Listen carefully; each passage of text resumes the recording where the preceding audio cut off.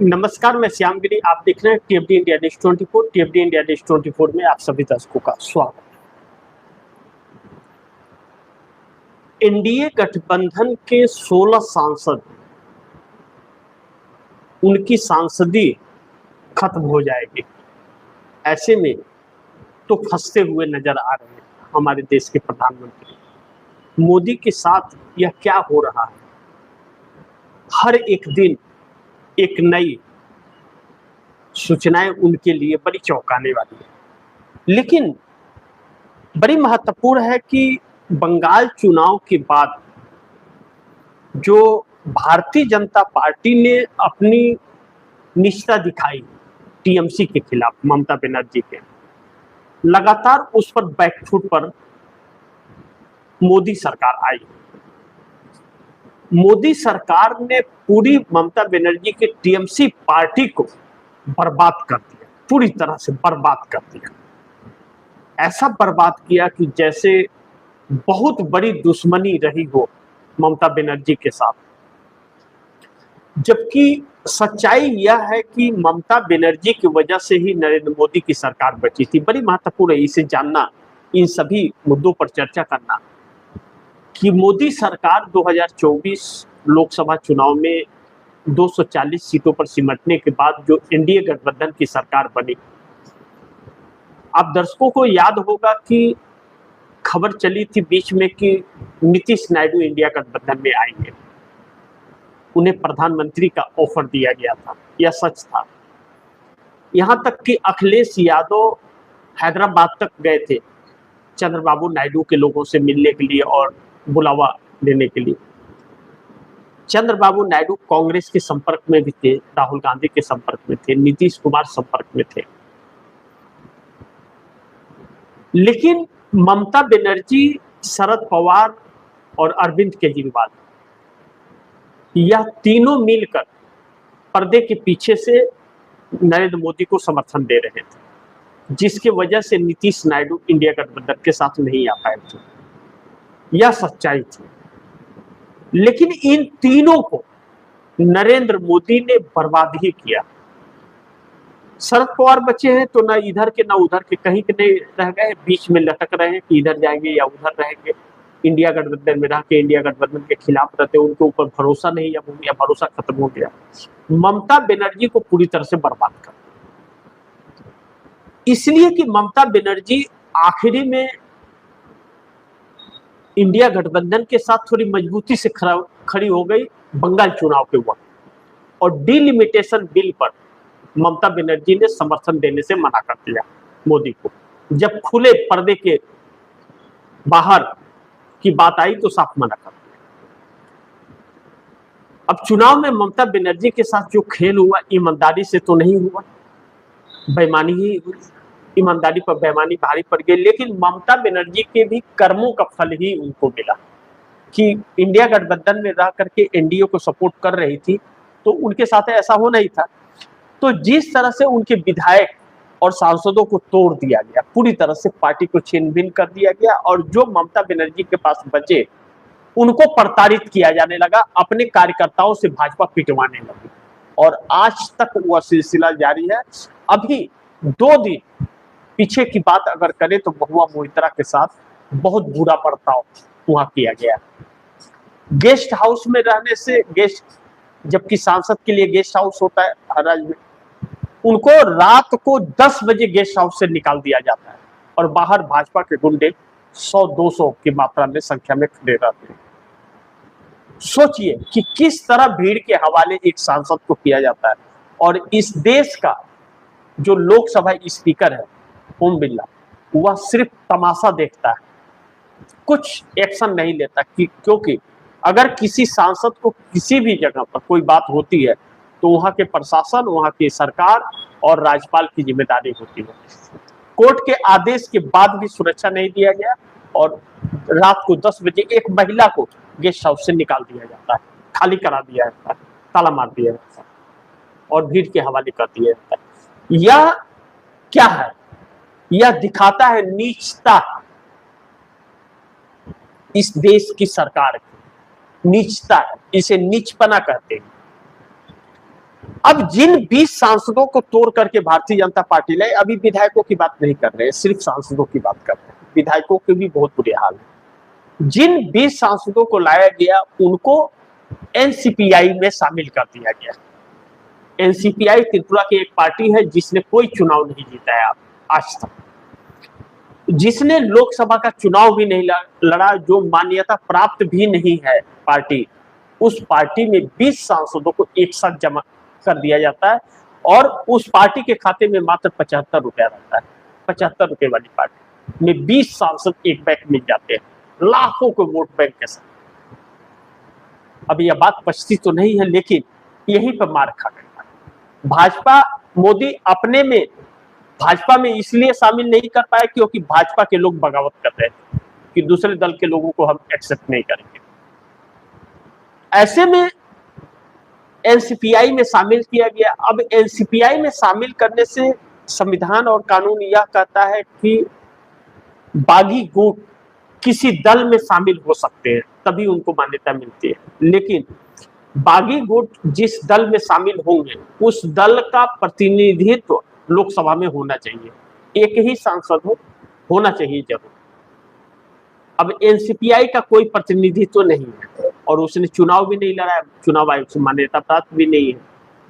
ऐसे में वह शामिल हो गए तो बाहर तो वह एनसीपीआई के कहे जा रहे थे, लेकिन पार्लियामेंट के अंदर वह टीएमसी के नाम से जाने जाते और टीएमसी छोड़ चुके। अब ऐसे में टीएमसी अगर किसी भी चीज को लेकर के अगर व्हिप जारी करती है तो वह व्हिप जारी करने का मतलब अगर वोटिंग होता है या कोई बात होता है तो उन्हें टीएमसी के पक्ष में ही बोलना पड़ेगा। अगर उन्होंने पार्टी व्हिप से बाहर गए हुआ तो ऑटोमेटिक उनकी तुरंत सदस्यता खत्म हो जाएगी। व्हिप में इतना पावर होता है। तो डिलिमिटेशन बिल आया नहीं, इसलिए व्हिप जारी नहीं हुआ और व्हिप जारी नहीं हुआ तो वोटिंग की नौबत नहीं है, सदस्यता चली गई होती। लेकिन अब 4 सांसद उसमें से ममता बनर्जी के संपर्क में, यूसुफ पठान के साथ 3 और, 3 मुस्लिम सांसद हैं और एक अलग, 4 सांसद। अब यह 4 सांसद अगर जाते हैं और उनको मान्यता नहीं मिली है तो इन 16 सांसदों का सदस्यता खत्म हो जाएगी।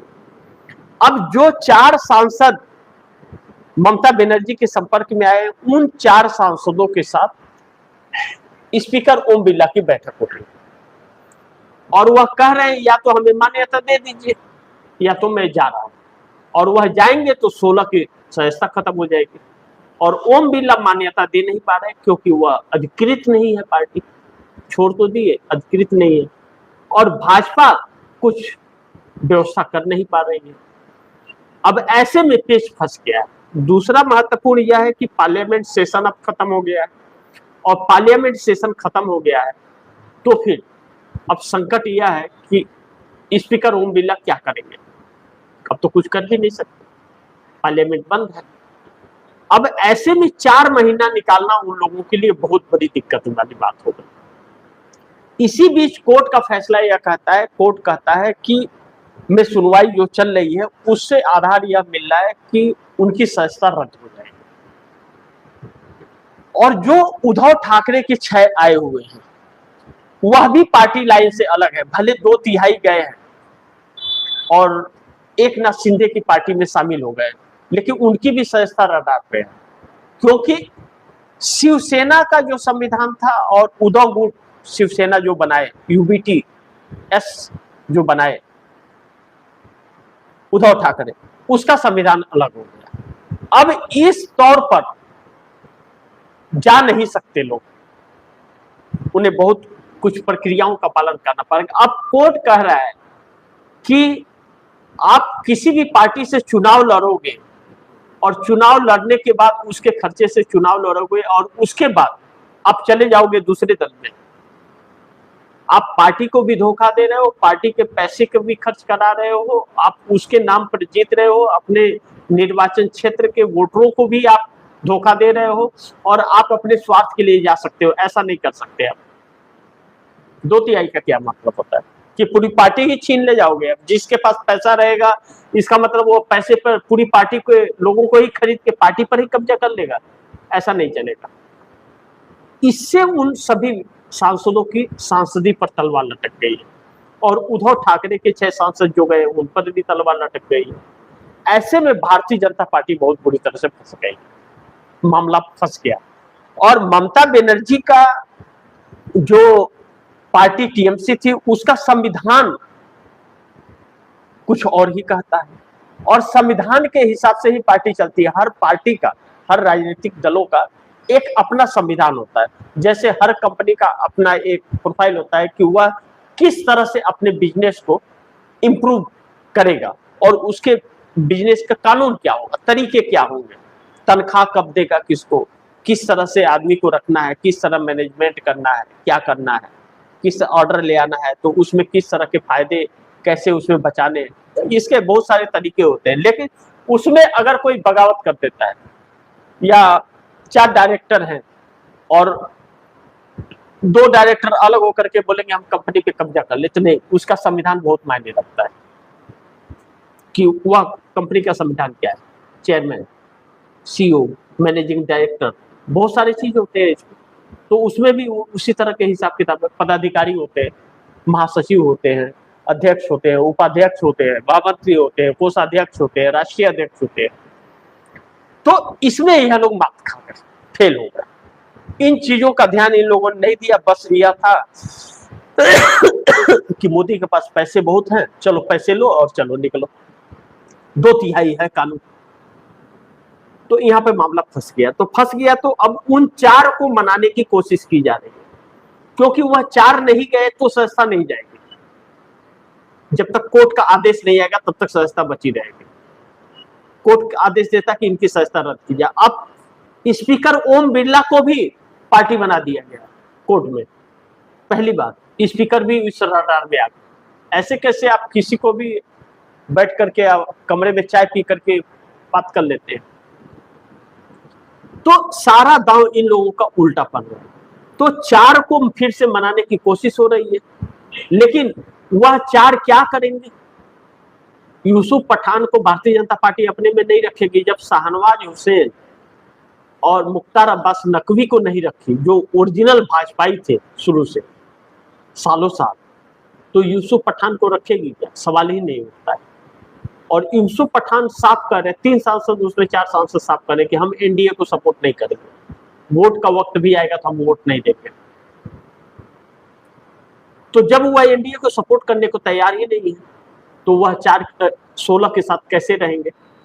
तो यह 4 ममता बनर्जी के संपर्क में आ गए, और ममता बनर्जी इन 4 को घर वापसी के लिए तैयार है।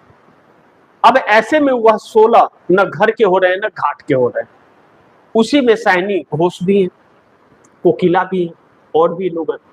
नाम बड़े लेकिन दर्शन छोटे हैं। अब